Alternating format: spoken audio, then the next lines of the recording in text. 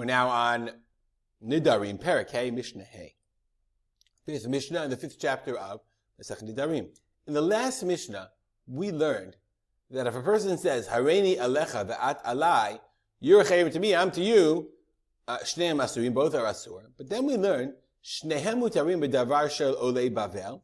Both of them are permitted to use things that are considered olei bavel, really public, totally public property. V'asurim b'davar shel otah, but they're prohibited from using communal property that's the same city because each of them has a hand in it and neither can benefit from the other. Says the Mishnah, ve'ezehu davar shel olei bavel. Our Mishnah is continuing in the last Mishnah. It says, what is a davar shel olei bavel? Kagon harabayit ve'azarot, like the Beit HaMikdash, harabayit and the azara and the courtyards, ve'habor ve'emsa aderech, and the well on the way. I mean, things that are really national items. But ve'ezu davar shel otah ha'ir, what's considered the things in the same city? Kagon harachava, the courtyard in the city, v'hamerchatz, the bathhouse, ubeit hakneset, the shul, or the meeting place, v'hateva, the ark, v'asfarim. V'hakotev chelko lanasi. Now, there's an interesting language. I don't know why it says hakotev. The Kahati, the version is v'hakotev chelko lanasi.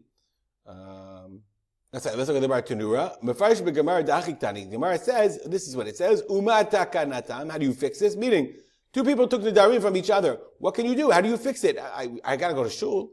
Yichtevu chelkan lanasi. They have to write their portion. They have to the nasi kilomar, meaning the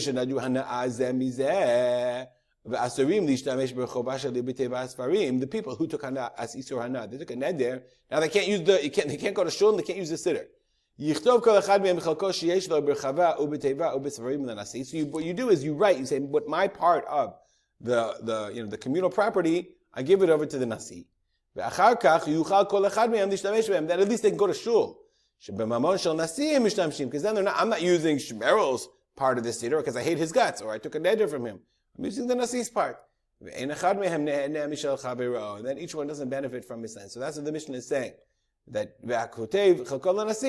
and if you want to benefit, if they want to use davar shel otah ha'ir, I mean you want to function like a human being, then each of you will agree not to mutually kill each other, then you'll write your chelek, your portion, to the Nasi.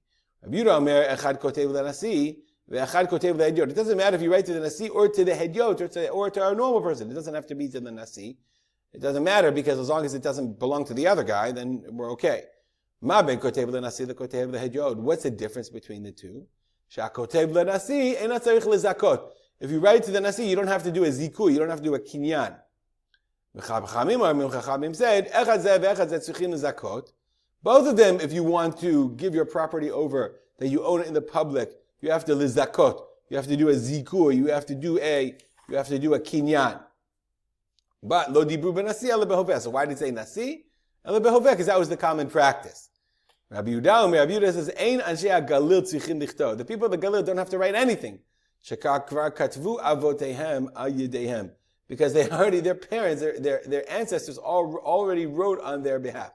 Anshe galil kanatranim hayu. They were very volatile. They couldn't stand each other, and their anger, they would always take a Nedarim. And so they always had this problem in the Galil that, I can't go to shul, what do? So they all wrote, they got together, and this one day when they all weren't angry at each other, and they all wrote their portion, they gave their portion to the Nasi. That